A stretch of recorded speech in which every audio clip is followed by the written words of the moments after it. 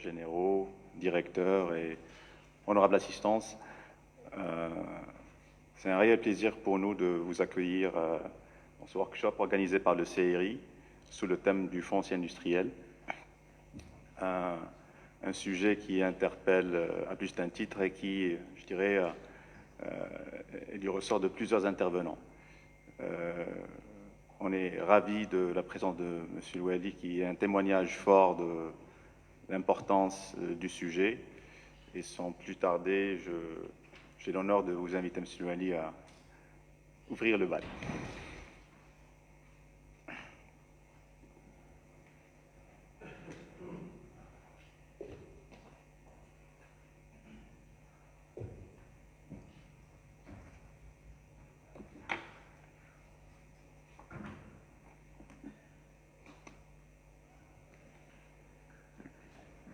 بسم الله الرحمن الرحيم. السيد عامل صاحب الجلالة المدير العام للوكالة الحضرية، السيد ممثل مجلس جهة دار البيضاء سطات، السادة الرؤساء والمنتخبون، السيد ممثل الاتحاد العام لمقاولات المغرب، ممثلو الوكالات الحضرية لجهة دار البيضاء سطات، السيدات والسادة رؤساء المصالح الخارجية، السيدات والسادة ممثلو الهيئات المهنية المعنية والمهتمة بالموضوع، السيدات والسادة كل باسمه وصفته، الحضور الكريم. إن مجموعة الإصلاحات التي عرفتها بلادنا خلال السنوات الأخيرة كان الهدف منها أساساً هو تيسير وتسهيل عملية الاستثمار ببلادنا، استثمار لخلق فرص الشغل، وهذا هو الهدف الأساسي لكل السياسات العمومية، خلق فرص شغل وشغل لائق يحفظ العيش الكريم لمواطنينا وساكنة جهة الدار البيضاء سطات. وكذلك تيسير خلق المقاولات في بلادنا لتشجيع حاملي المشاريع وحاملي الأفكار لخلق هذه المقاولات التي ستقوي النسيج الاقتصادي لبلادنا، وطبعا ستكون خالقة لفرص الشغل لشبابنا وشاباتنا غدا إن شاء الله. ومن ضمن هذه الإصلاحات خلال السنوات الأخيرة إصلاح المراكز الجهوية للاستثمار، وتتذكرون كلكم أنه تم تقييم أداء هذه المراكز خلال 15 سنوات الأخيرة، وكان تقييما شفافا، كان تقييما صريحا، وقف على نقاط الضعف وكذلك نقاط القوى التي تم تسجيلها. وبدأ العمل بالمنظومة الجديدة منذ أقل من سنتين بعد هذا الإصلاح. وأود بهذه المناسبة أن أنوه بالطاقم المشرف على المركز الجهوي للاستثمار لجهة الدار البيضاء سطات، وعلى رأسه السيد سلمان بالعياشي، وكذلك جميع الأطر ومستخدمي المركز الذين قاموا ويقومون بجهد جبار من أجل إنجاح هذا الإصلاح وجعل المركز الجهوي للاستثمار لجهة الدار البيضاء سطات رافعة أساسية لمواكبة المقاولين والمقاولات في جهتنا. جهة الدار البيضاء سطات بحكم خصوصياتها، ولها خصوصيات عديدة، من ضمن هذه الخصوصيات هو وزنها في الاقتصاد الوطني. فجهة الدار البيضاء سطات بحكم أنها تشكل حوالي الثلث من الناتج الوطني، وكذلك في الميدان الصناعي تشكل حوالي النصف 48% من النشاط الصناعي ببلدنا، فهي رافعة أساسية لاقتصاد المغرب ككل. فإذا كانت هذه المنظومة في صحة جيدة فإنها ستجر إلى الأمام كافة الجهات ببلدنا، أما إذا كانت فيها نقاط الضعف فستؤثر سلبا على بلادنا ككل. والحمد لله فإن جهة الدار البيضاء سطات بأدائها وأداءاتها وما حققته تبقى وستبقى إن شاء الله رافعة إيجابية لاقتصاد بلدنا. ومن ضمن النقاط الأساسية التي تهم منظومة الاستثمار هو الولوج إلى العقار، وخصوصا العقار الموجه للصناعة أو العقار الموجه للأنشطة الاقتصادية بصفة عامة. ومن ضمن هذه خصوصيات جهة الدار البيضاء سطات هو ندرة هذا المنتوج في جهة الدار البيضاء سطات الذي يسمح للمقاولين والمستثمرين بالولوج إلى هذه العقارات. فتيسير الولوج إلى هذا العقار يمكن أن يكون في المستقبل حافزاً ومحفزاً لإنجاح المشاريع ومنظومة الاستثمار. وبالعكس، إذا كانت هناك معيقات هامة للولوج إلى العقار ستكون نتائجه سلبية جدا على المنظومة ككل. لهذا فاختيار هذا الموضوع للتفكير والنقاش وتبادل الأفكار لورشة اليوم هو موضوع أساسي، وأشكر الإخوان الذين اقترحوا هذا الموضوع.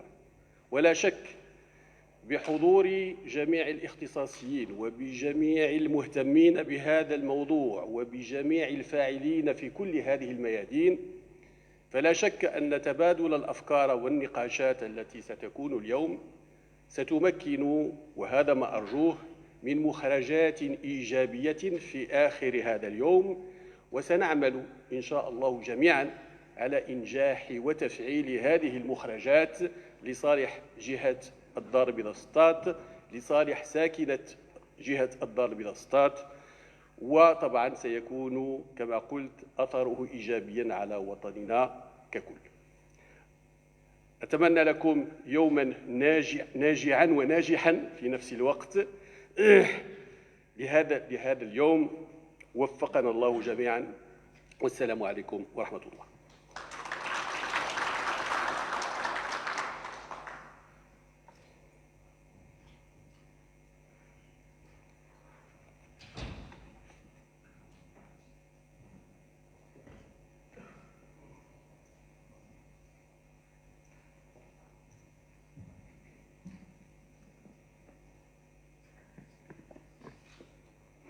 Monsieur le Wali de la région de Casablanca-Stade, Monsieur le gouverneur, directeur général de l'agence urbaine de Casablanca, Monsieur le directeur des infrastructures industrielles du ministère de l'Industrie, du Commerce, de l'économie verte et numérique, Monsieur le directeur général de l'AREP, représentant du Conseil de la région, Monsieur le vice-président de la Commission environnement des affaires de la CGM, Monsieur le directeur général du CEIRI de Casablanca-Stade, honorable présence. Bonjour, je m'appelle Selma Benis, je suis la directrice impulsion économique du Centre régional d'investissement de Casablanca-Stade et je serai votre maîtresse de cérémonie pour cette plénière pour aborder ensemble le sujet du foncier industriel sur mesure.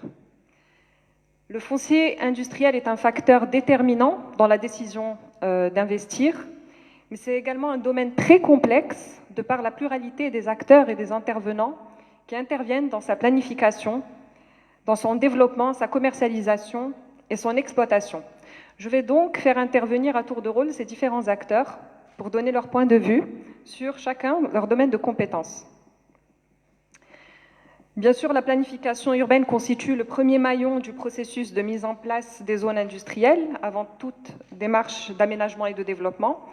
Et ces documents d'urbanisme sont alimentés par des stratégies sectorielles, et on l'a vu avec le plan émergence et le programme accélération industrielle, a été mis en exergue l'importance de disposer d'une offre en zone industrielle qui soit à la fois suffisante, adaptée, attractive et compétitive. J'invite à présent le directeur des infrastructures industrielles, commerciales, technologiques et de la R&D du ministère de l'Industrie, du Commerce, de l'économie verte et du numérique à nous éclaircir davantage sur la politique de l'État en matière de stratégie et d'infrastructures industrielles.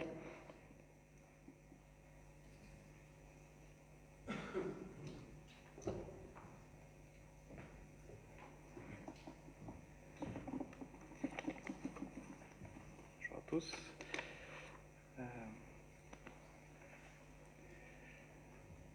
Monsieur le Wali de la région Casablanca-Stat, Monsieur le gouverneur directeur général de l'agence urbaine de Casablanca, Monsieur le vice-président de la région de Casablanca-Stat, Monsieur le directeur général du CRI de la région Casablanca-Stat, Mesdames et Messieurs, honorables assistants, avant tout, je suis honoré d'intervenir en ouverture dans cette plénière d'ouverture de ce workshop sur le foncier industriel. Et je tiens à remercier Monsieur le directeur général pour cette invitation.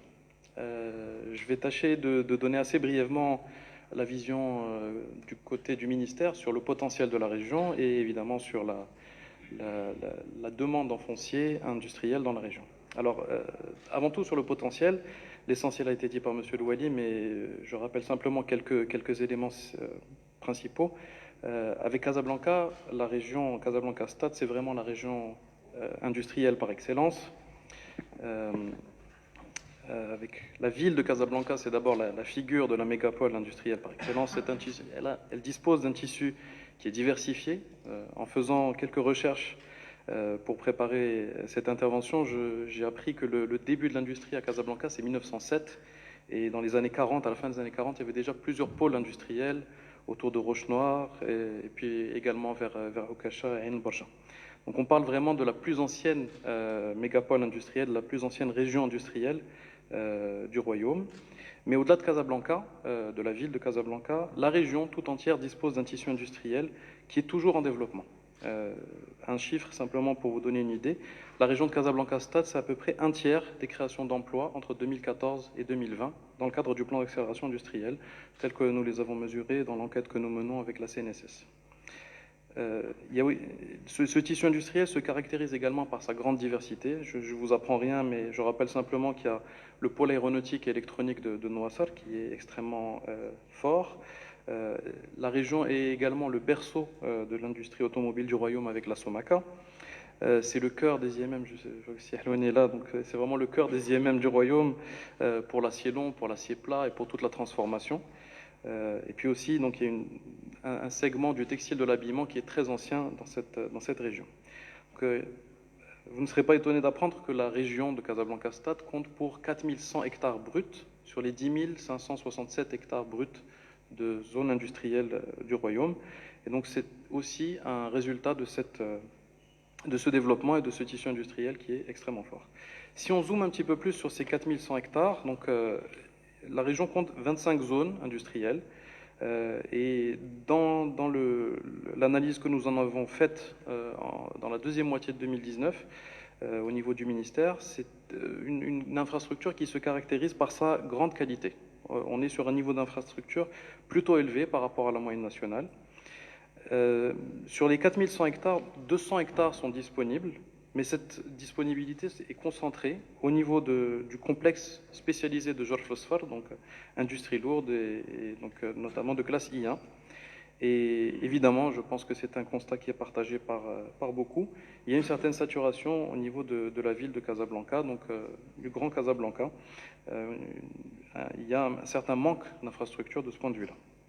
Donc nous avons estimé un petit peu le besoin à venir et en parallèle de cette analyse que nous avons menée. Et donc on pense qu'il y a à peu près 900 à 1100 hectares à développer à l'horizon 2028 pour la région. Principalement donc, dans les secteurs forts, donc l'agroalimentaire, la chimie parachimie, l'automobile et puis également le textile et l'habillement. Donc c'est dans ce contexte-là que le ministère intervient. Au-delà de la politique nationale, on intervient également en partenariat avec les acteurs de la région. Il y a donc des projets qui sont en cours. Il y a l'extension de la zone industrielle de Bosneka qui a été lancée, qui devrait être livrée d'ici la fin de l'année. Il y a également un appel à manifestation d'intérêt qui est mené avec le MCA sur les 2 parcs industriels de Sahel Khiaïta et Souanem.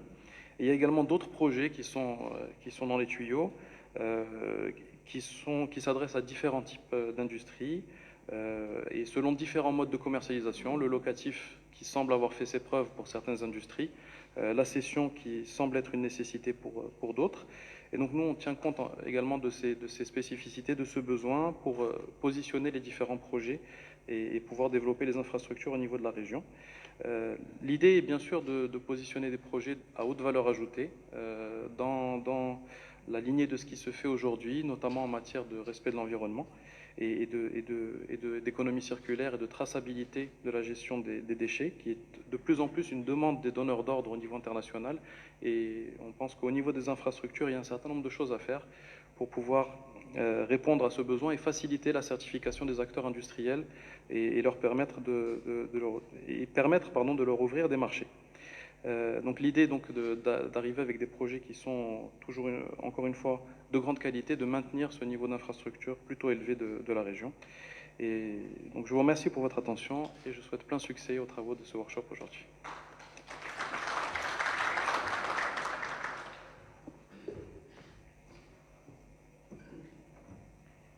Merci, Monsieur le Directeur des infrastructures industrielles, commerciales, technologiques et de la R&D du ministère de l'Industrie et du Commerce. Aujourd'hui, suite à la mise en œuvre de la loi organique 111-14 relative aux régions et à la régionalisation avancée, plusieurs domaines ont été transférés de l'État à la région, dont l'industrie. Quelles sont les nouvelles prérogatives de la région relatives au foncier industriel et comment est-ce qu'elles se matérialisent dans les pôles fonctionnels qui ont été définis par le PDR? Monsieur le directeur général de la REP, représentant du Conseil de la région, va nous éclaircir davantage là-dessus.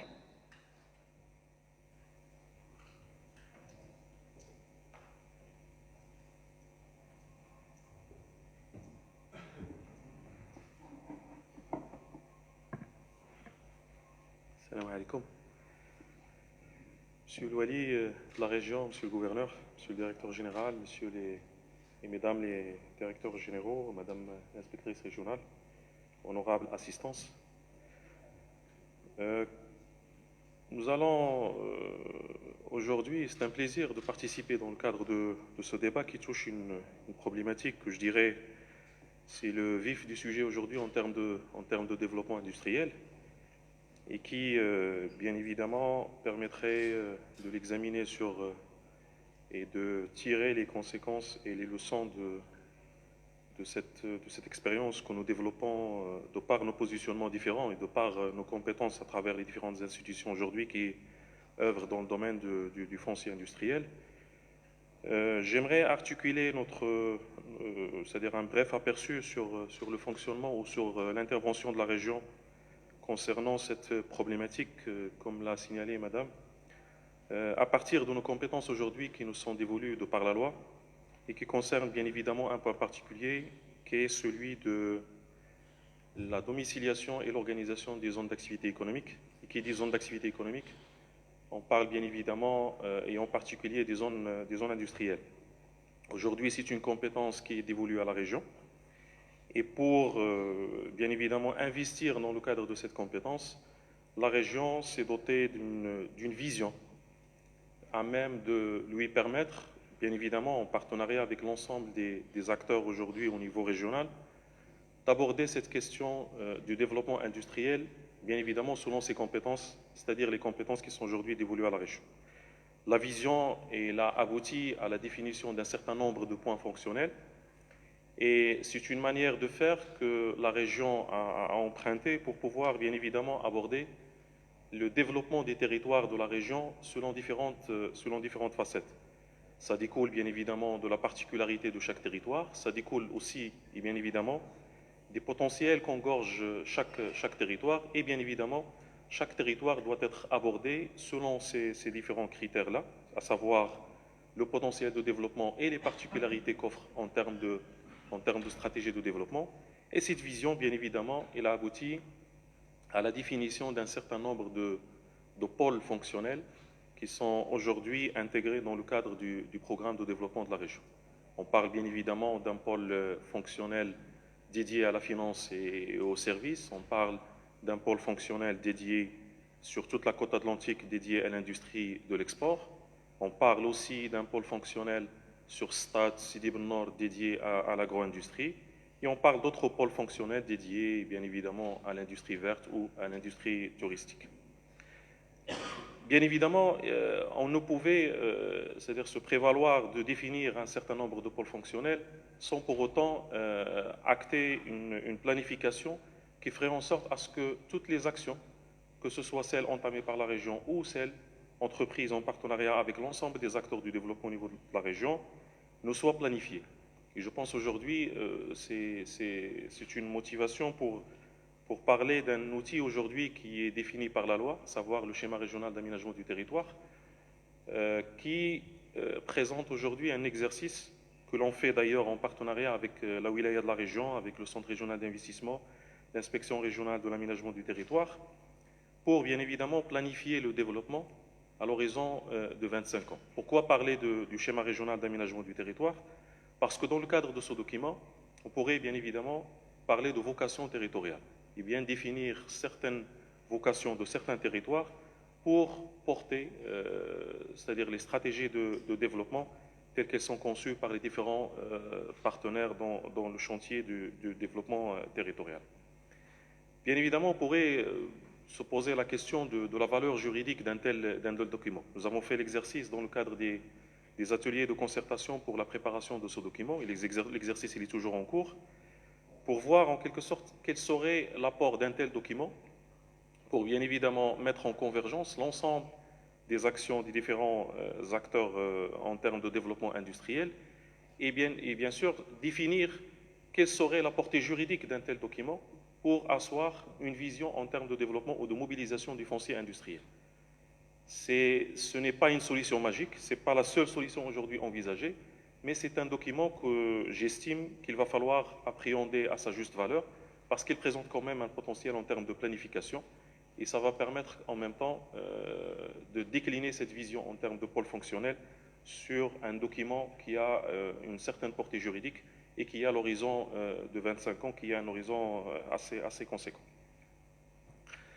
Bon, au-delà de la planification et à partir des compétences aujourd'hui qui sont dévolues à la région, nous avons et nous étions dans l'obligation de mettre en œuvre quelques actions qui s'inscrivent dans le cadre de cette compétence. Et nous avons entrepris quelques projets. Je cite deux projets aujourd'hui phares de la région dans ce sens, à savoir la zone industrielle El Roulem à Sidi El Barnossi, que nous développons en partenariat avec MCA et avec le ministère de l'Industrie à travers le FONZID. C'est aujourd'hui un exercice assez intéressant qui permet de faire le travail d'un partenariat public-privé à travers la mobilisation d'un acteur privé et qui permet bien évidemment de faire face à la problématique du foncier industriel selon un aspect je dirais, particulier, une dimension assez réduite, mais qui permettrait bien évidemment de tirer certaines conclusions pour pouvoir après se développer par ailleurs. Au-delà de ce projet, donc il y a un autre projet aujourd'hui en cours de gestation, c'est la mobilisation d'un foncier de plus de 50 hectares à Stats, qui est dédié à l'industrie agroalimentaire. Aujourd'hui, c'est un foncier qui est propriété de la région et que nous essayons également de développer en partenariat avec l'ensemble des acteurs concernés par la problématique. Donc, à travers ces 4-5 dernières années, nous avons essayé de faire l'exercice en relation avec la mobilisation d'un foncier industriel, de par nos compétences bien évidemment, et en partenariat avec l'ensemble des acteurs aujourd'hui qui œuvrent dans le développement industriel au niveau de la région. Il y a toute une vision qui a découlé sur la définition d'un certain nombre de pôles fonctionnels. Et aujourd'hui, nous essayons de faire, comme je l'ai dit, en partenariat avec l'ensemble des acteurs, nous essayons de faire l'exercice d'une planification à travers un document aujourd'hui qui a une certaine portée juridique et qui nécessite bien évidemment que l'on l'appréhende à sa juste valeur parce qu'il permet une certaine planification. Et aujourd'hui, nous nous sommes mis à l'exercice de développer certaines zones qui obéissent bien évidemment à notre vision, c'est-à-dire une zone dédiée à l'industrie du cuir, à Sidi El Barnossi, et une zone dédiée à l'agroalimentaire. Et nous essayerons après de développer cette expérience à travers d'autres projets. Mais c'est vrai qu'aujourd'hui, et j'estime qu'à travers cet échange que l'on aura aujourd'hui et notre manière d'aborder cette question de la mobilisation du foncier industriel, chacun à partir de ses compétences, chacun à partir de son champ d'action, que l'on aboutira au final à quelques conclusions qui nous permettraient d'aborder cette problématique en sérénité dans l'avenir. Je vous remercie et je souhaite plein succès à nos travaux. Merci.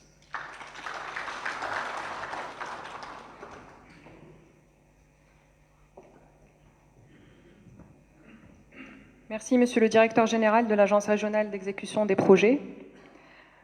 Alors, un des acteurs importants du foncier industriel, c'est l'industriel lui-même. Et aujourd'hui, dans la salle, il est représenté par l'ensemble des fédérations, mais également par la CGEM. J'invite donc Monsieur le Vice-président de la Commission Environnement des Affaires à venir porter le regard du secteur privé.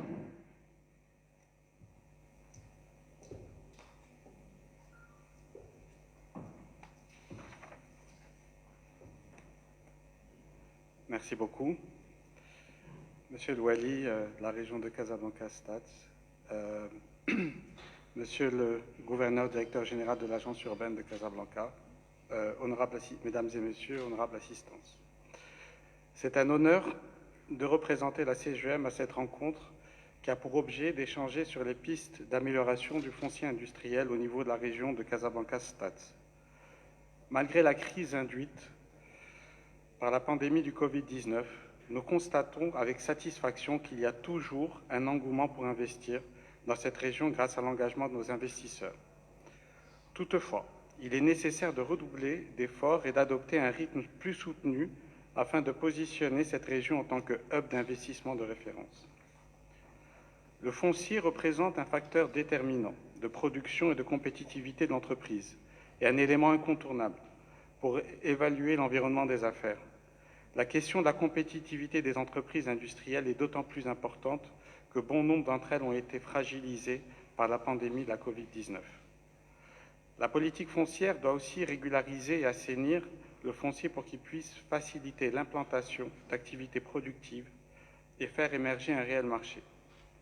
Cependant, plusieurs entraves limitent cette action, telles que l'étroitesse de la réserve foncière, ainsi que la difficulté de mobiliser le foncier pour des projets industriels.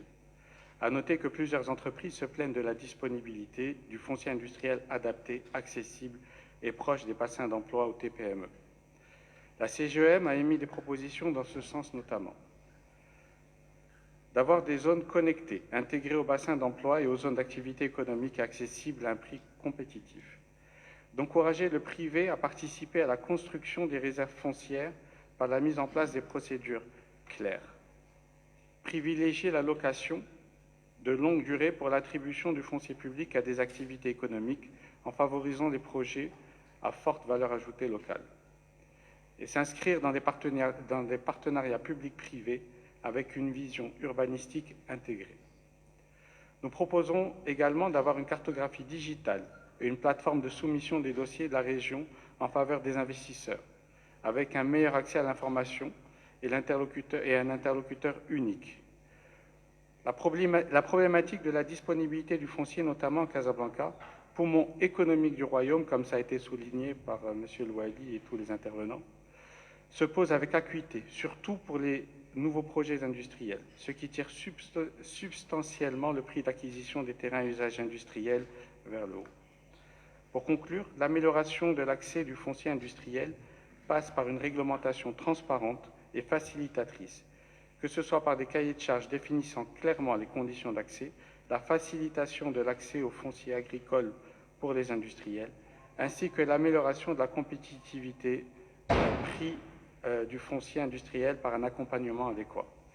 L'amélioration de l'accès du foncier industriel est un prérequis majeur pour l'accroissement de la compétitivité coût de nos entreprises et leurs perspectives de développement, ce qui influe significativement sur l'attractivité et la faisabilité des investissements industriels. Adéquation, pour moi, la formule est simple, un foncier disponible à un prix compétitif égale une industrie compétitive et création d'emplois. Nous espérons que les travaux de ce workshop seront fructueux et apporteront des recommandations concrètes à mettre en œuvre rapidement pour l'amélioration du foncier industriel, et c'est une problématique majeure pour nous tous. Merci pour votre attention.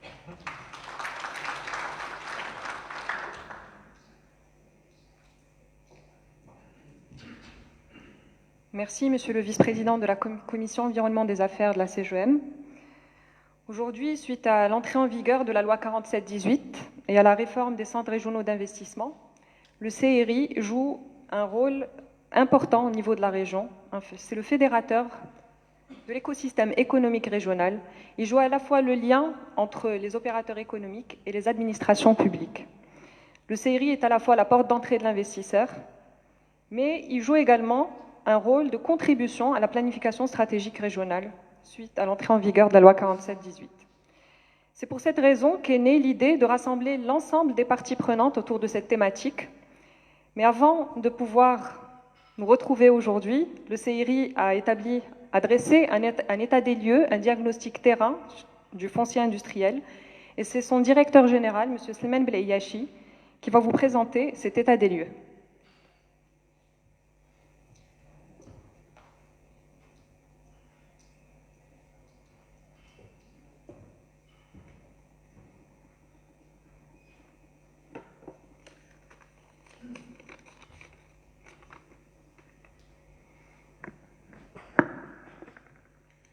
Merci, Selma.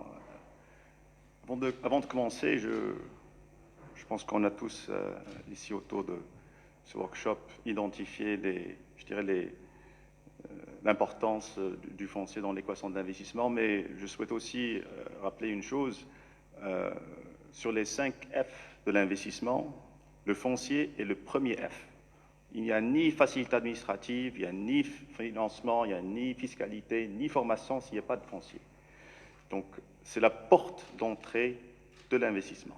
Donc, c'est un prérequis qui a un impact binaire. S'il y a du foncier, il y a de l'investissement. Pas de foncier, pas d'investissement. Donc, je pense que c'est une des premières raisons pour lesquelles on a décidé de se pencher sur ce sujet de façon, assez profonde. Une deuxième raison, c'est que quand on s'est penché sur l'analyse du bilan du CRI post-réforme et quand on a commencé plus précisément à décortiquer les travaux de la Commission régionale unifiée de l'investissement, au-delà des projets qui ont pu aboutir et qui ont eu des avis favorables, il y a d'autres projets qui n'ont pas pu aboutir et on s'est dit pourquoi ? Le foncier en est pour quelque chose. Une grande majorité des dossiers, des projets d'investissement qui ne sont pas passés, c'est pour des problématiques liées au foncier. Et bien sûr, il y a le fait que c'est un sujet qui déclenche la compétence de plusieurs acteurs en même temps. Et en même temps, vous n'avez pas un alignement des intérêts.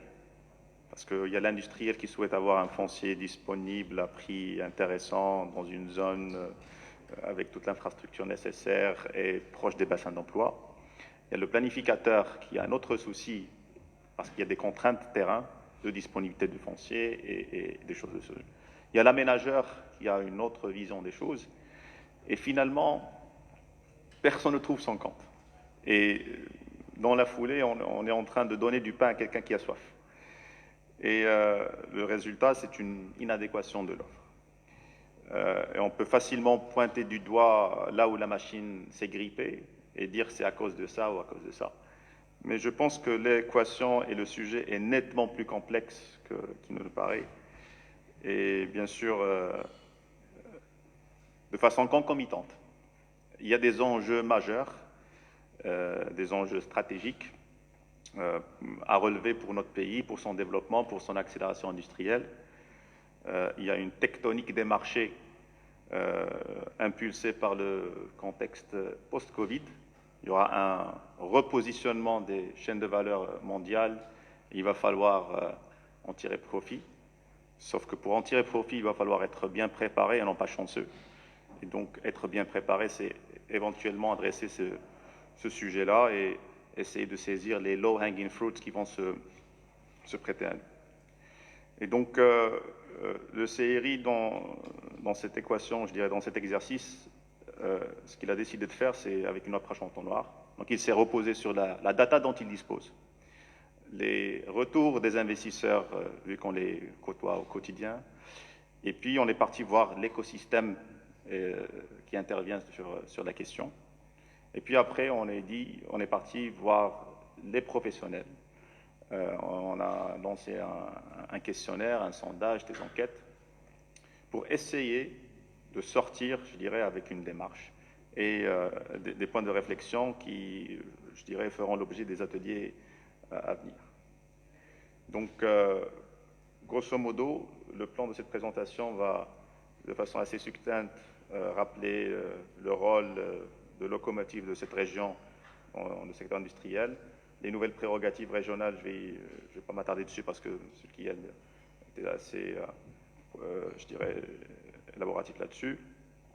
On va résumer un petit peu la démarche du CRI par rapport à ce sujet. On a dressé un petit diagnostic du foncier industriel dans la région et on va faire aussi un retour par rapport au feedback et aux insights des industriels et puis éventuellement de tout ça va découler les axes de réflexion du workshop. Donc, quelques chiffres phares. Presque le tiers du PIB national, c'est la région Casablanca-Stade. 35%, c'est la part du secteur industriel dans le PIB régional. Et le secteur industriel de Casablanca-Stade, à lui seul, pèse 12% dans le PIB national. C'est un chiffre qui nous interpelle à plus d'un titre. Dans cette région, on a essayé de voir, parce qu'il y a quand même le discours qui dit que cette région est assez dotée, que toutes les infrastructures se retrouvent dans cette région et que éventuellement on est un peu plus gâté que les autres 11 régions, mais visiblement ce n'est pas le cas, je vais vous le démontrer. 40% des unités industrielles au Maroc se retrouvent dans la région Casablanca-Stade, contre 60% dans les autres 11 régions restantes.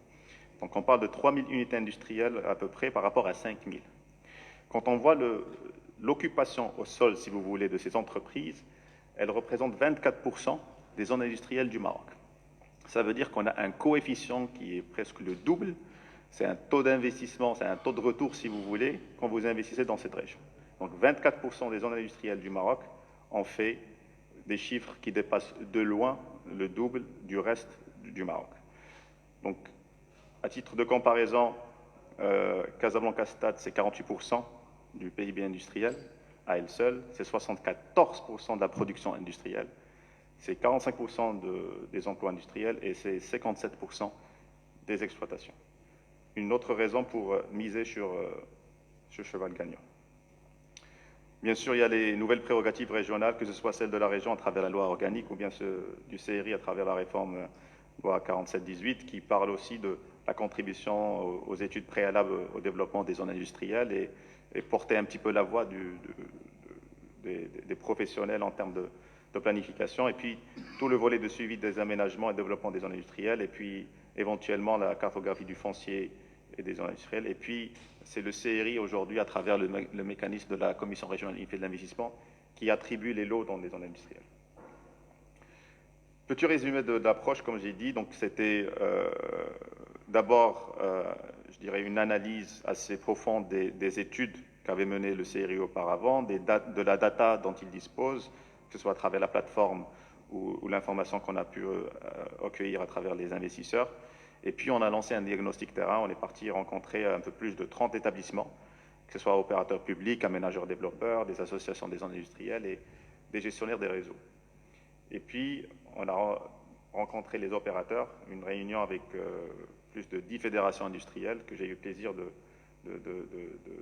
présider. Et je pense que ça a été un moment de partage assez important et ça a mis l'accent sur pas mal de sujets qui, je pense, sur le déroulé de ce programme-là va être assez décortiqué. Et puis, on a lancé un sondage, donc une enquête auprès de 200 opérateurs industriels de la région. Par rapport à ce diagnostic, état des lieux, nous disposons de 53 zones industrielles dans la région, environ 6 000 hectares.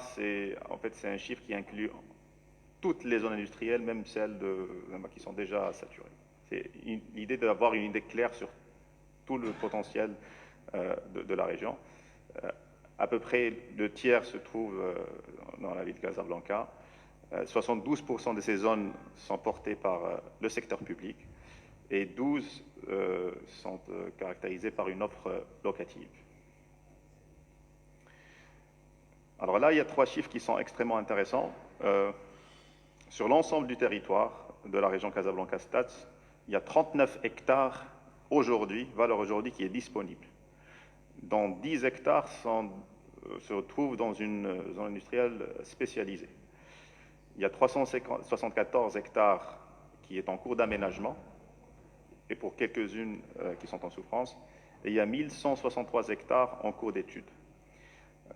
Aujourd'hui, parmi les éléments, je dirais, de réflexion, c'est d'essayer de jauger le besoin en hectares aménagés en zone industrielle par an pour cette région. Et avoir une logique de logisticien, de statisticien qui dit j'ai un forecast que je dois assurer, j'ai un besoin de 40, de 50, de 120 hectares, je dois disposer de ce stock-là de façon continue, mais ça doit être un stock adapté à la demande. Donc, quelques illustrations des rencontres avec les fédérations industrielles et puis sur l'échantillon de 200 entreprises qui ont été sondées, 72 ont fait un retour. Et parmi le feedback et les insights de ces industriels, il y a 63% des répondants qui sont à la recherche d'un foncier industriel et j'en connais quelques-uns qui sont ici dans cette salle. 70% souhaitent acheter un lot industriel et 30% cherchent des superficies supérieures à 1 hectare. Et ça, en soi, c'est un indicateur très important en termes de planification. 71% des répondants estiment que l'offre régionale en espace d'accueil industriel n'est pas satisfaisante. Par rapport aux principales difficultés rencontrées, le prix vient en pole position et puis 17% des répondants estiment que les infrastructures de base constituent un frein. Grosso modo, si on fait le classement des facteurs clés déterminants de choix d'installation, vous avez le prix, vous avez l'infrastructure, l'emplacement, la logistique et l'emploi. Tout ça, quand on a fait le mapping de tous ces retours-là, c'est constitué de façon, je dirais, presque naturelle, 5 gros nuages. Donc il y avait des éléments ou des sujets qui concernaient la disponibilité, la localisation, la mobilisation, les besoins des opérateurs économiques. Donc on a mis ça sur, je dirais, le volet planification urbaine. Et puis on a identifié aussi des zones d'ombre et des éléments à éclaircir davantage par rapport aux gestions des zones, l'état de l'infrastructure, l'emplacement, les coûts de l'investissement, les besoins des opérateurs économiques. Donc on a mis ça dans l'atelier offre. Et puis, comme on dit, elephant in the room, le prix, la compétitivité, la disponibilité des services dédiés et la superficie des lots. Donc on a mis ça sur l'atelier demande. Et éventuellement, la déclinaison de la stratégie nationale, la stratégie régionale, les écosystèmes qui sont mis en place ou à mettre en place, les bassins d'emploi et la mobilité, la logistique. On a mis ça dans la vocation des territoires.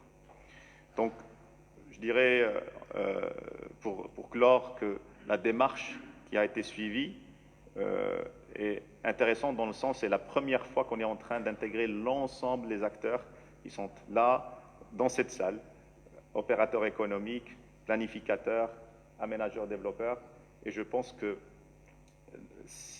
c'est pas que le sujet du foncier est un sujet sorcier, on l'a, je dirais, débattu en long et en large, il y avait des initiatives intéressantes, je pense que les constats et les feedbacks se rejoignent, mais il manque ce X-factor, et ce X-factor, c'est ce qu'on est en train de faire aujourd'hui. C'est de dire qu'au lieu de travailler en mode silo, que chacun qui pense bien faire, mais finalement ne répond pas aux besoins de l'autre, trouvons le moyen de se parler entre nous et d'essayer de trouver une solution commune qui pourrait intéresser les uns et les autres. Et éventuellement, je ne pense pas que dans un chemin positif, on puisse se perdre. Donc je vous remercie et je laisse Selma présenter la suite et éventuellement présenter le panel des experts. Merci.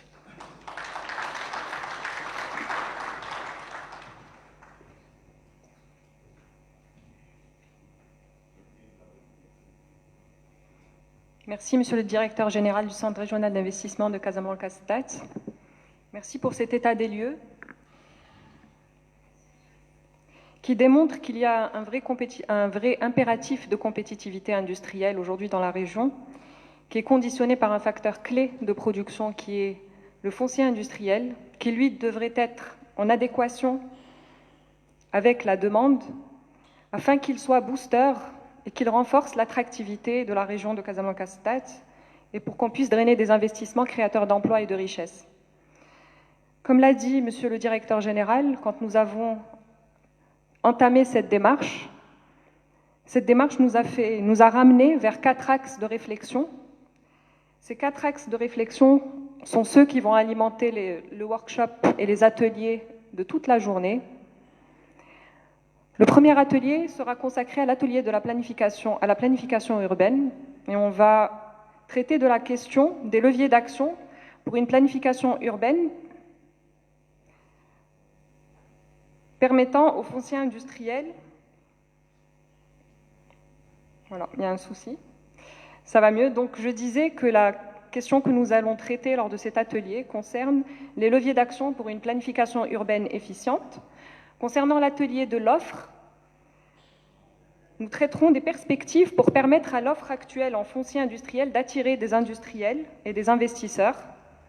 Pour l'atelier de la demande, nous traiterons des besoins actuels des opérateurs économiques et futurs dans la région de Casablanca-Stade. Et enfin, concernant l'atelier des vocations des territoires, quelles sont les vocations industrielles des territoires, des provinces de la région de Casablanca-Stade?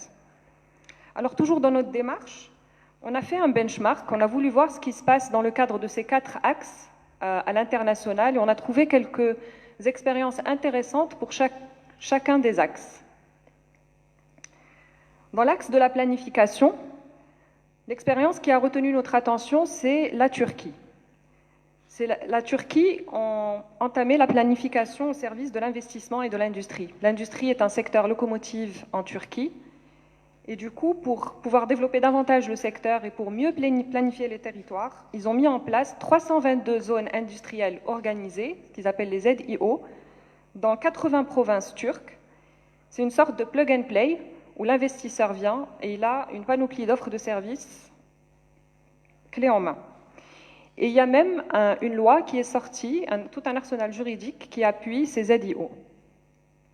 Alors, en ce qui concerne l'atelier de l'offre, l'axe offre, l'expérience qui a retenu notre attention, c'est l'Inde. L'Inde a misé sur la digitalisation et la compétitivité des parcs industriels. Ils ont recensé 3373 zones industrielles dans un système d'information géographique qui donne accès gratuit à l'information à l'industriel. Et en plus de cela, ils ont mis en place le Industrial Park Rating System, qui, lui, c'est un système d'information qui permet de rater et comparer les parcs industriels, évaluer leur performance et leur compétitivité. Sur 4 volets. Le premier volet, c'est sur l'infrastructure et les services publics internes. Le deuxième, sur l'infrastructure et les connectivités externes. Le troisième, les services et les installations d'affaires. Et le dernier, la gestion de l'environnement et de la sécurité. En ce qui concerne l'atelier de la demande, ce qui a retenu notre attention, c'est l'expérience du Mexique qui, eux, ont entamé une démarche, ont essayé plutôt une démarche de concertation et via l'Association mexicaine des parcs industriels qui regroupe plus de 200 parcs industriels, ils ont organisé des workshops de concertation et ensemble, ils ont élaboré une feuille de route pour pouvoir transformer les parcs industriels existants en infrastructures plus intelligentes et plus durables. Et enfin, concernant le dernier axe qui est l'axe des vocations, l'expérience de la France est intéressante puisque eux, c'est plutôt l'approche terrain qu'ils ont privilégiée via la stratégie de reconquête industrielle. Et c'est à partir des besoins qui sont exprimés au niveau local que le binôme élu et industriel font un diagnostic du besoin et proposent un plan d'action. Alors, ce qui nous amène maintenant à nos 4 ateliers qui vont se dérouler tout au long de la journée. Chaque atelier sera animé à la fois par un expert et à la fois par un facilitateur dans le cadre d'une démarche de gestion d'animation qu'on va vous présenter à la fin de cette plénière qui s'appelle le World Café. Et l'output de ce workshop sera d'élaborer ensemble une feuille de route. Cette feuille de route va constituer une base pour une offre territoriale dédiée au secteur industriel. Et l'ensemble des recommandations qui vont sortir de ce workshop, nous allons les intégrer dans un livre blanc que nous comptons publier. Alors sans plus tarder, je vais inviter les 4 experts de chacun des ateliers qui vont co-leader l'animation des ateliers avec les facilitateurs, que je remercie vivement pour leur contribution parce qu'ils sont avec nous depuis presque 3 mois pour préparer ce workshop. Ils vont être avec nous aujourd'hui également et puis ils seront également contributeurs dans le livre blanc. J'invite Madame Bourakia, inspectrice régionale de l'aménagement du territoire et de l'urbanisme à Casablanca Stat. Je vous en prie, Madame Bourakia. Monsieur Mounir Benihia, directeur des parcs industriels de la Chambre française de commerce et d'industrie du Maroc. Monsieur Jalal Sharaf, directeur général délégué de la CGM. Et enfin, Monsieur Salaheddine Benani, senior manager chez Mazar.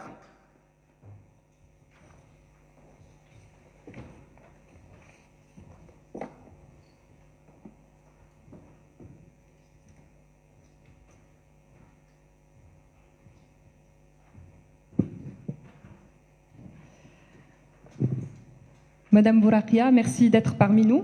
Vous êtes ingénieure d'État en génie civil et actuellement vous êtes inspectrice régionale de l'aménagement du territoire et de l'urbanisme à Casablanca Stat. Et vous êtes également une ex-directrice d'agence urbaine. Vous avez donc toujours été au cœur du sujet de la planification urbaine. Et vous savez qu'on ne peut pas parler de foncier industriel sur mesure sans évoquer la planification urbaine et les leviers d'action à mettre en place pour avoir une planification urbaine efficiente. J'aimerais vous interpeller, Madame Bourakia, sur l'importance des documents d'urbanisme et aussi est-ce qu'ils sont aujourd'hui en mesure d'impulser le développement industriel et de répondre à un besoin industriel en foncier. السلام عليكم بسم الله الرحمن الرحيم سيد الوالي سيد العامل المدير العام للوكالة الحضرية للدار البيضاء سيد المدير العام المركز الجهوي للاستثمار سيد المدير العام لاغيب الحضور الكريم Je voudrais dans un premier temps saluer l'initiative de l'équipe du CERI, à leur tête le directeur qui est très connu par son dynamisme et toute l'équipe avec, d'avoir pris cette initiative d'aborder une question des plus importantes, complexe. Et déjà, quand on parle de planification, c'est assez complexe. Hein. Quand on intègre le facteur foncier, c'est encore plus complexe. Donc, et évoquer cette question à la fin d'une année, hein, une année qui a été difficile à cause de la pandémie, et donc l'observation au cours de cette année a montré que l'industrie est un fondamental pour le développement et pour surmonter certaines situations, pour une meilleure résilience des pays. Donc, nous savons tous maintenant, à partir de là, il faut produire marocain, il faut consommer marocain, et donc l'industrie est devenue le pilier de développement du Maroc. Je voudrais, à cette occasion aussi, et pour parler de la planification et son rôle d'impulser le développement, je voudrais plutôt laisser l'histoire témoigner de l'importance de la planification. Je vais faire un retour vers les 1900 où Casablanca n'était qu'une petite bourgade, la petite Maison Blanche qui a donné le nom à Casablanca, à Dar el-Beida. Et donc, après la signature du traité de Fès en 1912, la décision a été prise de construire un port, le port de Casablanca. Et donc ce port a créé la ville, et la ville a attiré en conséquence un certain nombre d'industries qui ont pratiquement la quasi-totalité des industries à l'échelle du Maroc. Ces industries, bien évidemment, se sont installées à proximité du port, au gré de l'offre foncière, au gré bien évidemment aussi de la connectivité qui est importante. Je voudrais dire par là que combien un projet de territoire tel qu'un port, une connectivité maritime, quelques voies, peuvent transformer tout un espace, tout un territoire. On est passé d'une petite bourgade et puis, au fil des années, on est devenu la grande métropole qui est Casablanca, la seule, selon les SNO, selon le schéma national de l'armature urbaine, il est considéré comme l'unique métropole internationale. Vient par la suite, avec cet avènement d'un certain nombre d'industries, bien évidemment explosion urbaine, bien évidemment appel d'air pour une classe ouvrière, une classe VIP également. Donc vient le document de planification de Prost qui a planifié la ville dans le sens effectivement de développer l'industrie, mais aussi de créer des espaces de vie pour l'habitat et pour l'administration, pour les équipements d'accompagnement. De là, on retient dans l'évidence que la planification a toujours joué un rôle d'impulser l'investissement et de créer la richesse, de créer le développement. Bien par la suite, en 1944, où il y a eu, on constate la caducité du document d'urbanisme de Prost, Henri Écochard plutôt, l'urbanisme Écochard qui vient avec la mise à niveau ou la refonte de ce document d'urbanisme. Suite à un certain nombre de manifestations ouvrières, la crise de logement, l'apparition de certaines bidonvilles, donc c'est Écochard qui vient avec sa vision humaniste et sa vision d'équité sociale. On crée également d'autres espaces d'extension avec bien évidemment le zoom sur l'industrie qui prévoit, enfin dans ce document d'urbanisme, on prévoit la zone industrielle depuis le port jusqu'à Mohammedia. On intègre Mohammedia et on intègre également l'autoroute Casa-Rabat. Là, la planification doit toucher bien évidemment l'occupation du sol avec notre vision de développement, de création d'activités et de création aussi de zones industrielles, d'habitat et autres, mais aussi il faut penser aux équipements qui doivent aller de pair avec cette vision de développement. Par la suite, je voudrais donner un chiffre pour témoigner de l'importance de la planification en relation avec le développement. De 1918 à 1932, on a vu passer les unités industrielles installées à Casa de exactement 152 unités industrielles, on passe à quelques 2000 unités industrielles. Voilà la planification, le résultat de la planification et le foncier, bien évidemment. En 1924, Michel Pinceau qui vient à travers une planification aussi répondant à un besoin éminent, il a restructuré la ville et sa périphérie. En 2010, et la reprise du SDO en 2014, on projette les bases d'une métropole durable. Sachant que le SDO de 2010 prévoit, tout à l'heure, monsieur le directeur du CERI, dans sa présentation, il a parlé d'une vision du besoin annuel, il a parlé de 200 hectares qui doit être dédié à l'industrie par an, à l'horizon de 2030. Donc, à mon sens, s'intéresser à la planification urbaine, on doit avoir dans l'esprit le préalable du foncier. Et ça, c'est à l'évidence d'intégrer cette composante dans l'esprit. La question foncière, elle est très complexe. La planification, c'est un outil qui met en évidence l'orientation de développement, qui met en évidence l'équité sociale, qui met en évidence la régulation du foncier, qui met en évidence un certain nombre d'atouts et un certain nombre d'éléments qui doivent être intégrés dans toute vision de développement, qu'il soit industrielle et autres. Et donc, je vous remercie, Madame, pour cette question qui est pertinente et je vous salue encore une fois pour cet effort, cette ouverture au débat, sachant que maintenant on est à l'ère de l'intelligence collective, et donc voilà, J'espère et c'est sûr qu'à la fin de cette journée, on aura des recommandations qui vont répondre aux besoins futuristes de Casa, de la région de Casa et du Maroc, Inch'Allah. Merci beaucoup, Madame Bourakia, pour cet éclaircissement. Moi, je retiens que la planification est un outil. Pour moi, ces 3 mots-là disent beaucoup de choses et démontrent de l'importance des documents d'urbanisme. Je vais passer à Monsieur Benihia, qui est directeur des parcs industriels de la CFCIM. La CFCIM a lancé depuis quelques années une nouvelle génération de modèles de parcs. Et ce qui est intéressant aussi, c'est que vous êtes président du COSIN, qui est le collectif des zones industrielles pour l'environnement. Aujourd'hui, il y a une tendance mondiale, c'est le développement des parcs éco-industriels qui mêlent performance économique, performance environnementale et sociale. Et comme vous le savez, le Parlement européen a voté en avril dernier une résolution sur un nouveau mécanisme d'ajustement carbone aux frontières à partir de 2023 et qui va permettre à l'Union européenne d'imposer des normes environnementales aux entreprises étrangères qui vont exporter sur leur territoire.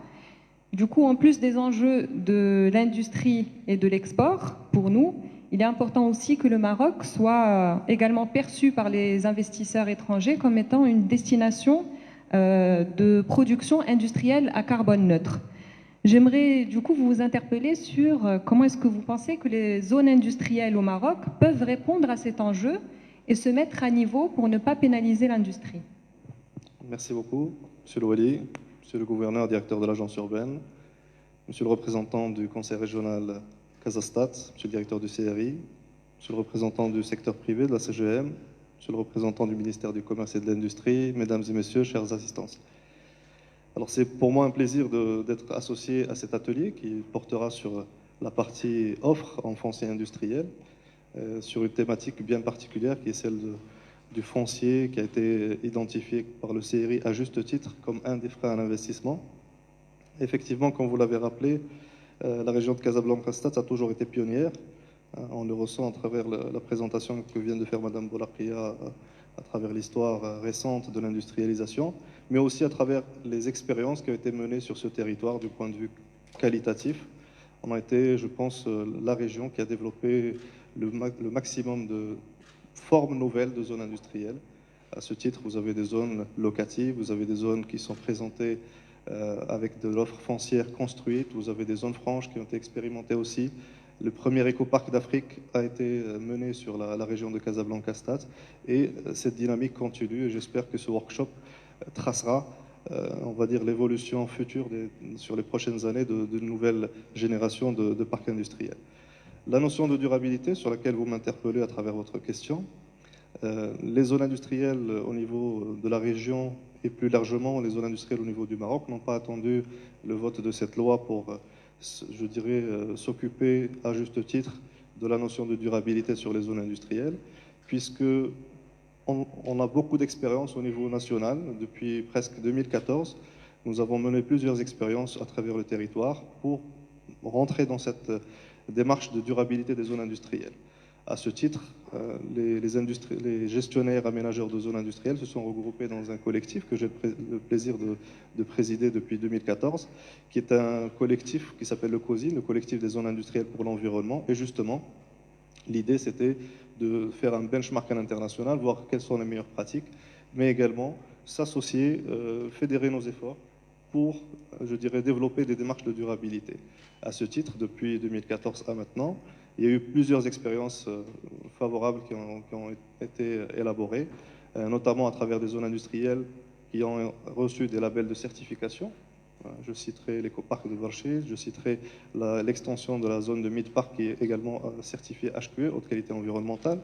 Vous avez des zones industrielles qui se sont penchées sur la thématique de l'efficacité énergétique et de l'intégration de l'énergie renouvelable en leur sein. Vous avez également des zones industrielles qui ont mené des expériences assez probantes en termes de tri et de recyclage des déchets. Vous avez aussi une expérience qui a été menée à travers une économie circulaire, à travers une plateforme d'échange où, pour faire simple, les déchets de quelques industriels peuvent devenir la matière première d'autres et on s'inscrit vraiment dans un cercle vertueux. Également, tout ce qui est notion de de traitement et de valorisation de l'eau, parce que l'eau est une denrée rare. Notre pays est en stress hydrique important. Donc, il fallait également, au sein des zones industrielles, traiter de cette thématique à travers la mise en place de stations de traitement et de systèmes, on va dire, de récupération des eaux et leur réutilisation dans le process industriel. Le volet social aussi, ce qui est important, parce que quand on parle de durabilité, ça parle à la fois de côté environnemental, social aussi, c'est important, et économique enfin. Le volet social, on a des expériences assez intéressantes avec des bâtiments multiservices qui ont été menés par plusieurs zones industrielles pour accueillir une palette très large de services au profit des salariés, des hommes et des femmes qui travaillent au sein de ces zones-là. On peut citer des restaurants d'entreprise, on peut citer des centres de formation, on peut citer des crèches. Vous me direz que vient faire une crèche sur une zone industrielle. On avait, à travers une étude, identifié que la crèche permettait aux femmes d'améliorer leur employabilité. Parce qu'une femme qui peut trouver une crèche où elle peut déposer ses enfants à côté du lieu de travail, ça lui permet de se libérer pour pouvoir travailler, je dirais, dans de meilleures conditions. Vous avez également le volet santé et sécurité. Et puis, cette pandémie nous en a apporté la preuve. C'est quelque chose qu'il faut prendre comme une priorité. La sécurité des zones à travers des zones connectées, on va dire, avec leur environnement, connectées au réseau de lutte contre les incendies, des stations de sapeurs-pompiers au sein des zones industrielles, également des points de santé à travers des pharmacies, des médecins de travail et des points d'urgence qui sont installés au niveau des zones. Également, le bien-être des hommes et des femmes, c'est quelque chose qui est important à travers des espaces verts, des espaces de loisirs, du sport. Le sport en entreprise, c'est aussi quelque chose qui est assez intéressant. Et enfin, le dernier volet du développement durable, c'est celui de l'économie, où, comme je l'ai dit en préambule, Casablanca a déjà mené plusieurs expériences, à la fois des formules d'accession au foncier, des formules de location de foncier, des formules de location avec option d'achat. Ce sont toutes des modalités qui permettent aux industriels de sortir de ce spectre de la spéculation, malheureusement, qui pèse lourd sur le coût du foncier et qui permet de réserver l'outil, le capital de l'entreprise à l'outil productif et non pas au foncier. Voilà par rapport à tout ce qui a été mené. Je pense qu'il y a aujourd'hui quelques perspectives favorables que nous allons certainement aborder au sein de nos workshops, des ateliers qui vont suivre. Je citerai à titre d'exemple les quelques perspectives que nous envisageons, qu'elles vont changer l'environnement de l'investissement sur les zones industrielles pour attirer davantage d'investisseurs privés, parce que jusqu'à maintenant, c'est majoritairement soit du public, soit des partenariats publics-privés qui développent les zones industrielles. Je citerai le projet de texte de loi qui est en cours d'élaboration et qui est en cours de phase finale, je l'espère, à sortir, qui permettra de donner des incitations favorables aux investisseurs, aux aménageurs gestionnaires de zones industrielles, un peu à l'instar de tout ce qui est fait aujourd'hui au niveau du logement économique. On pourrait imaginer des contrats de ce type qui seraient favorables à la mobilisation du foncier, à l'exonération de taxes et d'impôts pour les aménageurs, et ce serait quelque chose d'assez vertueux qui permettrait d'introduire de nouveaux acteurs sur ce volet de foncier et donner une offre supplémentaire, notamment sur Casablanca. Et c'est une zone où on a vu à travers l'exposé de monsieur le directeur du CRI, c'est la locomotive du Maroc. Il faut qu'elle maintienne ce cap-là, donc il faut qu'on investisse davantage. Deuxième élément, je dirais, important, qui va peut-être changer un peu la donne sur ce marché, c'est le nouveau texte de loi sur les OPCI, les organismes de placement collectif en immobilier, où ça permettrait à de nouvelles façons de financer l'offre locative du foncier à travers la mobilisation de l'épargne publique et une certaine liquidité, on va dire, des titres de participation. Voilà un peu les quelques pistes que nous allons aborder lors de ce deuxième atelier. Merci, Monsieur Benihia. Donc, la démarche de durabilité des zones industrielles est déjà entamée. Je vais passer à Monsieur Jalal Sharaf, qui sera l'expert de l'atelier sur la demande. Monsieur Sharaf, merci d'être parmi nous. Vous êtes directeur général délégué de la CGEM et président du directoire de l'Observatoire des branches. Tout à l'heure, monsieur le directeur général du CRI a parlé de la tectonique des marchés qui a été impactée par la crise sanitaire, ce nouveau repositionnement des chaînes d'approvisionnement mondiales qui pourraient bénéficier au Maroc. Il y a le ministère de l'Industrie et du Commerce qui a aussi lancé la stratégie d'import-substitution et la banque de projets. Et puis dans l'état des lieux du CRI qui a été présenté dans le sondage, on a 62% des industriels, des répondants, sont à la recherche d'un foncier industriel dans la région de Casablanca-Stade. Moi, j'aimerais vous interpeller sur ces 3 éléments et plus spécifiquement, pour vous, quel est ce potentiel qui est aujourd'hui freiné par la contrainte du foncier industriel?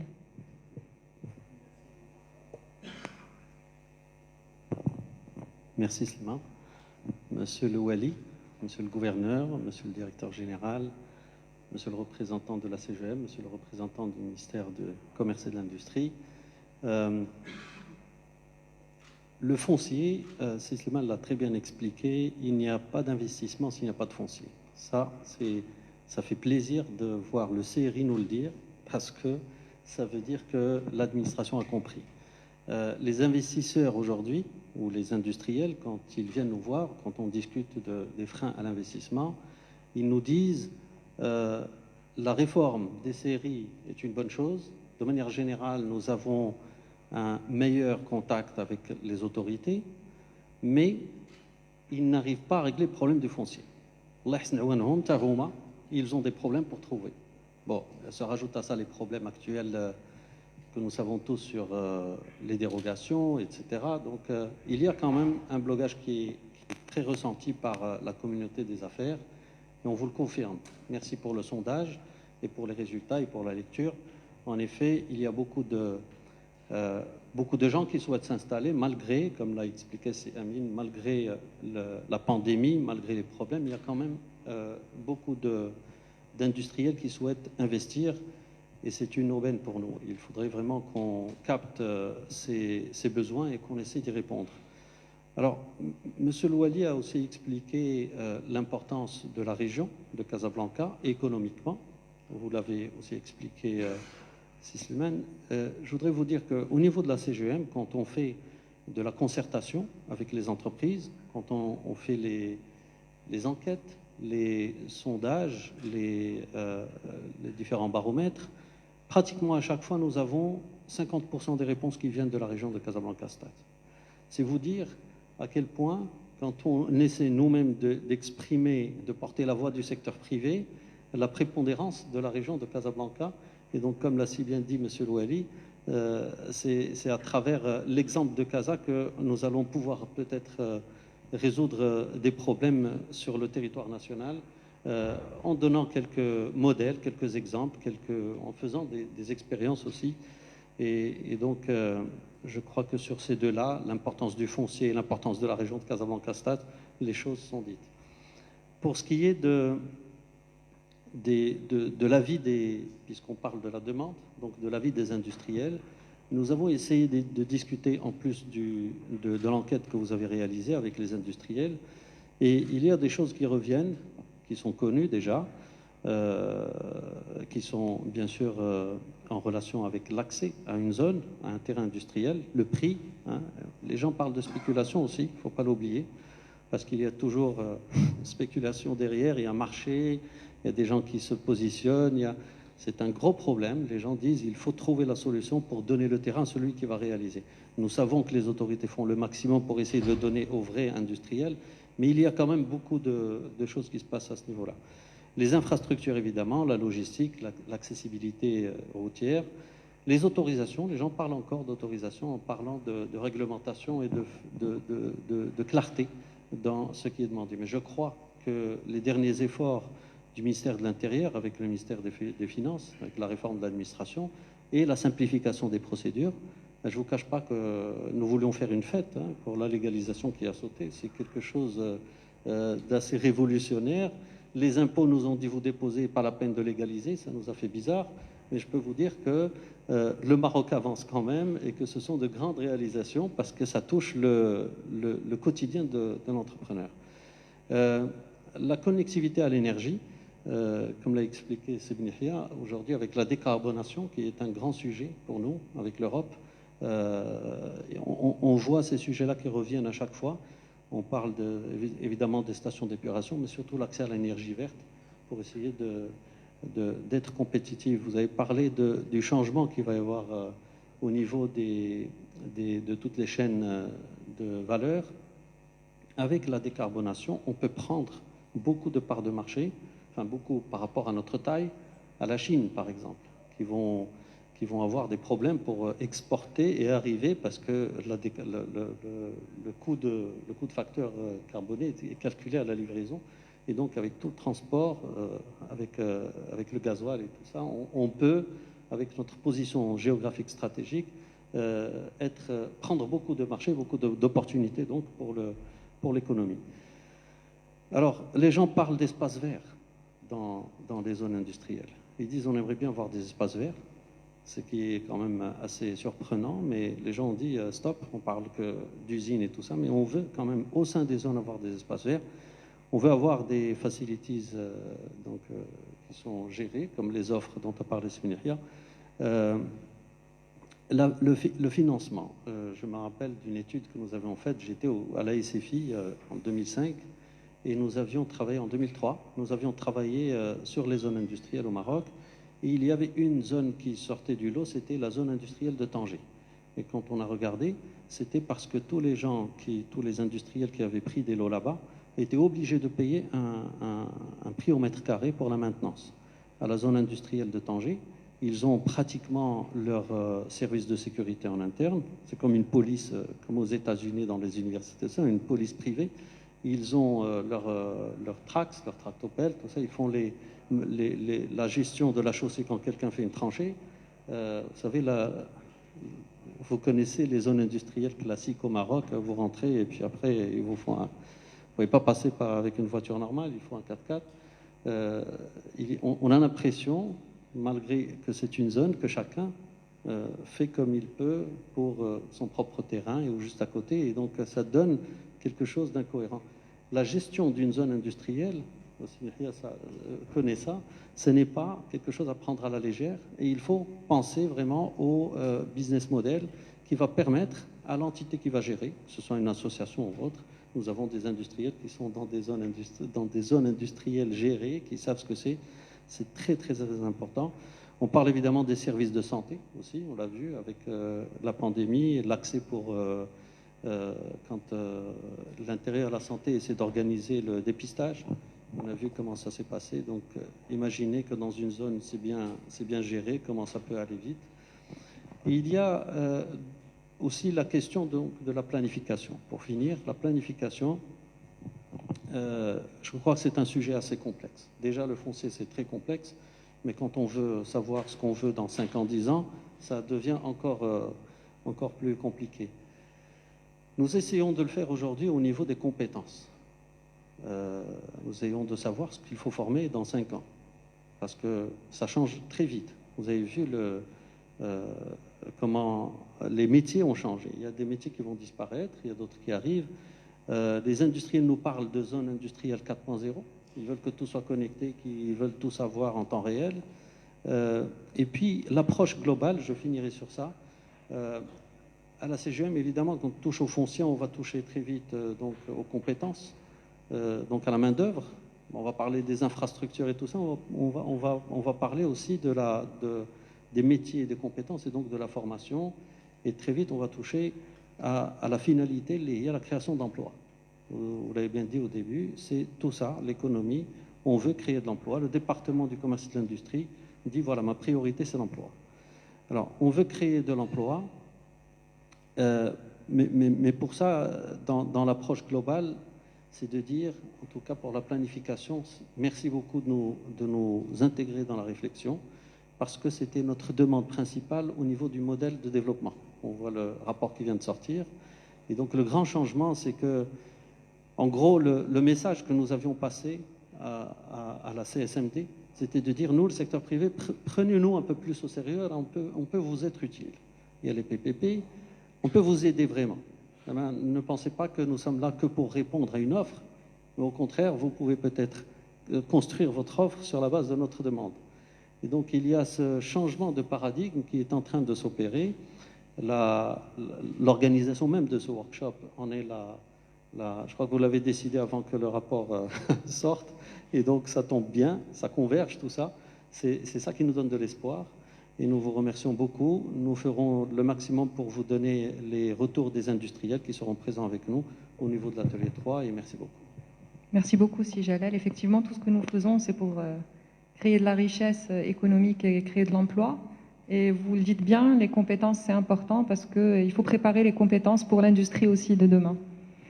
Monsieur Salaheddine Benani, vous êtes l'expert du dernier atelier sur les vocations des territoires. Vous êtes senior manager consultant chez Mazars, avec une expérience de plus de 18 ans dans le conseil, la stratégie et le management. Aujourd'hui, on l'a vu avec la régionalisation avancée, les territoires ont besoin d'une industrie forte pour pouvoir se développer.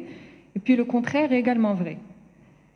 Est-ce que vous pensez que les territoires devraient se spécialiser et que chacun d'eux devrait être doté de zones industrielles adaptées au potentiel et à la vocation de ce territoire? Ou est-ce que vous pensez qu'il faut être plutôt multi-vocation? Merci de m'inviter à participer à cette réflexion. Monsieur le Wali, Monsieur le gouverneur, Messieurs, Mesdames les directeurs généraux, directeurs et participants à la journée. Donc je suis ravi de participer avec vous à cette réflexion. Alors la question en fait que vous posez, elle est un petit peu comme ce qu'on vient de dire et comme on vient de le voir depuis le début des échanges et des présentations. Elle est assez complexe en fait au fond. Et ce que je vous propose, c'est peut-être de l'aborder en trois parties. D'abord, revenir sur le rôle d'une vocation. Qu'est-ce qu'on entend par la vocation territoriale et quel est le rôle qu'elle remplit, et donc pourquoi est-ce que c'est important de se doter d'une définition d'une vocation territoriale. Deuxièmement, la question de définition du territoire, parce que là on ne parle pas de la vocation régionale ou de la vocation communale automatiquement, donc on reviendra aussi sur cette notion de qu'est-ce qu'on entend par un territoire, et les critères de choix, finalement, donc entre une spécialisation ou une diversification en termes de vocation. Donc par rapport au premier aspect, la notion de vocation territoriale, ou de la vocation de manière générale, renvoie à la notion de positionnement d'offres. D'accord ? Donc on peut revenir un petit peu, je vais beaucoup parler de marketing, en fait, et je vais emprunter pas mal de termes ou de jargon de marketing. Une vocation, c'est en réalité une formulation d'un positionnement d'offres, et donc c'est une traduction d'une vision ou d'une stratégie de développement qu'on souhaite déployer. Que ce soit pour un produit, pour une marque ou pour un territoire, on peut considérer un territoire comme étant un produit ou une marque en soi. La vocation d'un territoire, qu'on parle de l'industrie de manière spécifique ou de manière étendue à l'ensemble des composantes du territoire, remplit, à mon sens, une fonction essentielle pour différentes parties prenantes.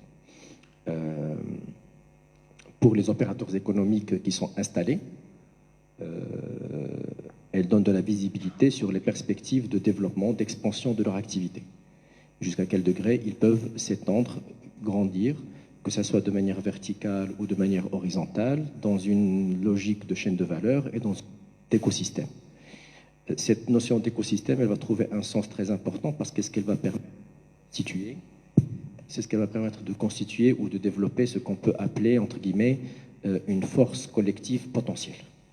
C'est tout le sens des écosystèmes industriels qui doivent se développer, qui sont en train de se développer, qui sont inspirés également de diverses expériences nationales qui ont démontré de l'efficacité et de la puissance par rapport à ça. Il y a de la force individuelle de chaque acteur industriel, mais il y a aussi la force collective dans le cadre d'un parc ou dans le cadre d'une connexion entre différentes zones et différents parcs.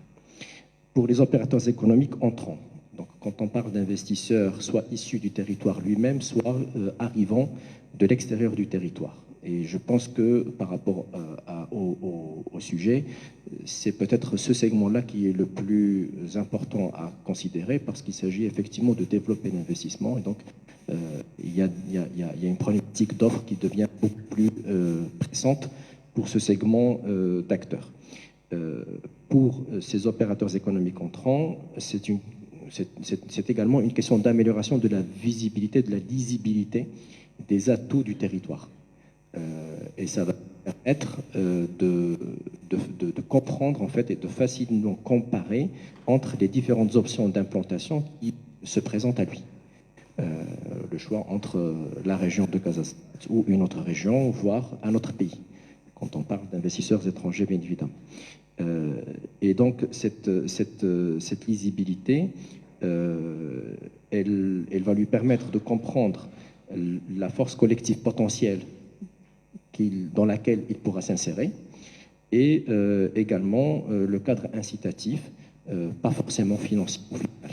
Donc, comme on vient d'entendre, il y a différents facteurs qui peuvent rentrer en considération pour comprendre les atouts d'une zone industrielle ou d'un parc industriel ou de manière générale d'un foncier industriel qui est proposé.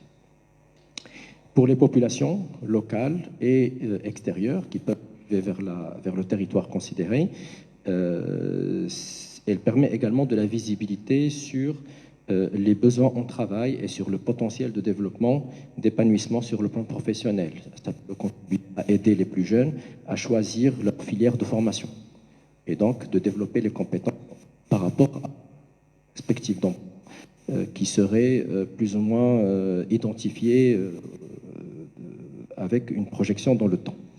Pour les collectivités, qu'elles soient administratives ou élues, elles présentent un outil de marketing territorial qui est efficace, notamment pour l'attraction et l'encouragement de l'investissement. L'effet de cette notion ou de cet outil marketing peut être accentué de manière considérable lorsqu'il y a une approche intégrée de développement territorial. D'une approche intégrée, quelques ingrédients: le positionnement, et donc la vocation, claire et bien définie, elle est originale et elle est fondée. On va voir peut-être lors de l'atelier donc les critères pour justifier un positionnement. Il apporte une proposition de valeur en adéquation avec les cibles. Il est traduit sur le terrain par des actions cohérentes, telles que la prise en compte de l'amont et de l'aval industriel dans leur planification. On a entendu tout à l'heure des éléments par rapport à la planification du territoire et de son aménagement. Par exemple, la prise en compte des questions logistiques, d'accessibilité à la fois pour les biens et pour les personnes, la question de la gestion de considérations environnementales qui deviennent critiques aujourd'hui dans une industrie qui doit devenir décarbonée de plus en plus. Et tout ça, l'articulation de manière intelligente et cohérente entre la notion de et cadre de vie. Donc, permettre autour des bassins d'activité ou connexion avec les bassins d'activité, le cadre d'habitat, le cadre d'éducation pour les enfants, le cadre d'accès aux soins de santé, le cadre d'accès aux loisirs et diverses facilités qui sont requises par la population. Donc, in fine, avoir une définition claire, une vocation territoriale contribue de manière directe et indirecte au développement de la zone, les perspectives de richesse et de création de valeur. Le deuxième aspect que je voulais aborder peut-être pour répondre à la question, c'est effectivement la question de territoire. Donc, pour quel territoire devons-nous nous positionner pour définir cette vocation? Alors, il va de soi, on l'a entendu tout à l'heure et on a vu des chiffres également, donc on ne peut pas dire que pour une région donnée, on peut être monovocation, en tout cas pas dans le cas d'une région telle que peut-être pour d'autres régions avec un potentiel économique ou de ressources moins riches. La région de Casablanca-Stats, on l'a vu également à travers quelques cartes, est en réalité multiterritoriale. Après, la question de territoire, on peut la confondre avec le découpage administratif, pour faciliter la logique de lecture, donc province, préfecture et commune, comme elle peut obéir à d'autres critères, et je pense qu'on aura l'occasion de parler peut-être de l'exemple français. Elle peut obéir à d'autres logiques qui sont, par exemple, des critères tels que la proximité à un port ou à un aéroport, la proximité à la côte, si l'activité est liée par exemple avec les ressources maritimes, la proximité à une mine, etc.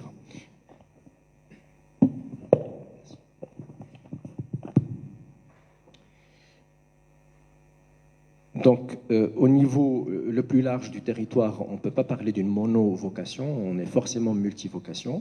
Maintenant, au niveau plus fin d'un territoire, en fonction de là où on va se positionner et des territoires qu'on va considérer comme pertinents pour une définition d'une vocation, la question peut se poser effectivement entre une mono ou une multivocation. Si je prends le cas de Casablanca comme un territoire, la ville de Casablanca ou ville et périphérie, forcément c'est une multivocation de par l'historique. Par contre, si on se déplace vers des territoires, on va dire, moins développés sur le plan industriel, où l'activité industrielle doit à peine démarrer ou elle est tout à fait récente, donc on peut réfléchir à cette question, est-ce qu'il vaut mieux aller vers une diversification ou d'aller vers une spécialisation de ces territoires? D'où le troisième volet que je voulais apporter, ce sont les critères de choix entre ces deux options stratégiques.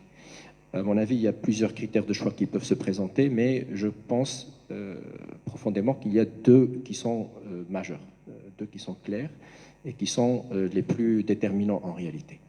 Le premier, c'est la question de la maturité industrielle, la maturité des opérateurs industriels qui sont présents dans le territoire. Cette question de maturité, en fait, elle va être déterminante par rapport à la question de la spécialisation. On peut réussir une spécialisation quand on peut atteindre un facteur distinctif puissant de manière forte. Si on a une industrie qui peut être imbattable sur les coûts, là on peut parler d'une spécialisation qui va avoir un sens, qui va permettre de se développer.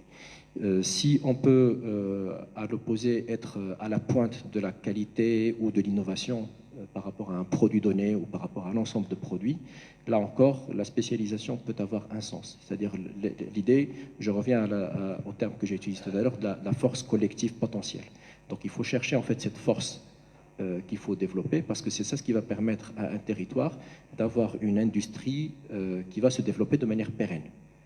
On peut développer de manière ponctuelle une industrie donnée, mais si on ne développe pas les forces nécessaires pour avoir plus de frappe et plus d'impact par rapport à la distribution des produits, on risque de se mettre en difficulté dans une échéance assez brève. Je pense ici à quelques exemples de clusters qu'on a vus par exemple en Chine, en Turquie ou en Italie, où on peut avoir cette notion de spécialisation. Donc tantôt des clusters qui sont orientés sur les prix, tantôt d'autres qui sont orientés sur une qualité ou sur l'innovation.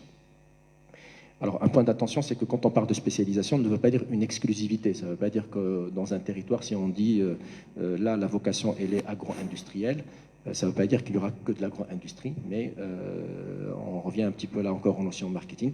La question de vocation représentera une sorte de tête de gondole. C'est la marque d'affiche qui va être emblématique pour le territoire. Le deuxième critère qui est aussi très important, je termine là-dessus, juste le deuxième critère qui est très important et qui rejoint effectivement ce qui a été dit par les collègues, c'est la question d'ambition.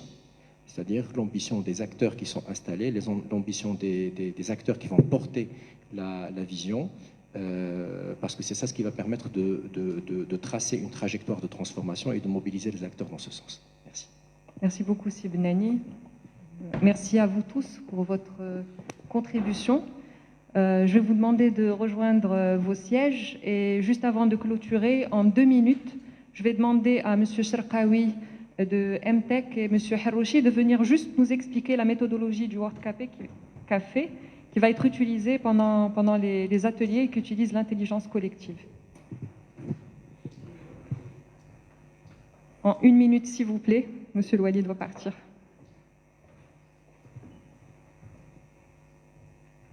Merci Silma. Bonjour à tous, Monsieur le Wali, Monsieur le gouverneur, Messieurs les directeurs, Messieurs les directeurs généraux, chers participants. Alors, on a une petite minute, je crois, au maximum, pour vous présenter l'outil qu'on va utiliser avec nos amis facilitateurs, que je vais présenter rapidement. Donc, nous serons 4 facilitateurs. Monsieur Delis Sajid, Madame Selma Jnien, qui sont derrière, Monsieur Youssef Harouchi et moi-même. Et donc, pour cette journée de réflexion sur un sujet éminemment stratégique pour la région, on l'a bien compris à travers l'ensemble des interventions. Donc, on a proposé une animation sous forme de Word Café, donc un outil d'intelligence collective dont l'objectif finalement c'est de partager des idées, de pouvoir s'exprimer librement et de structurer tout au long du voyage, du parcours, en fait, ces idées pour arriver sur des propositions concrètes, atteignables et fédératives et inclusives de l'ensemble des participants. Donc Youssef va nous donner un petit éclairage sur le processus de cette méthode.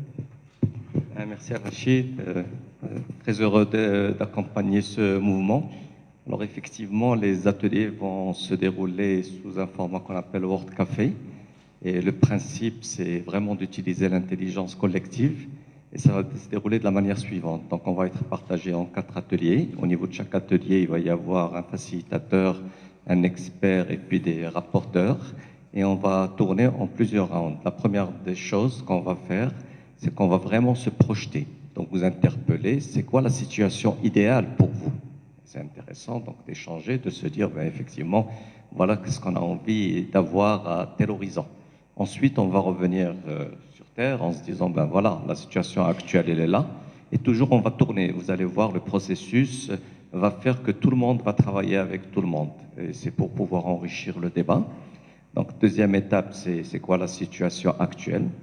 Troisième étape du déroulement, c'est quoi les solutions qu'on peut proposer?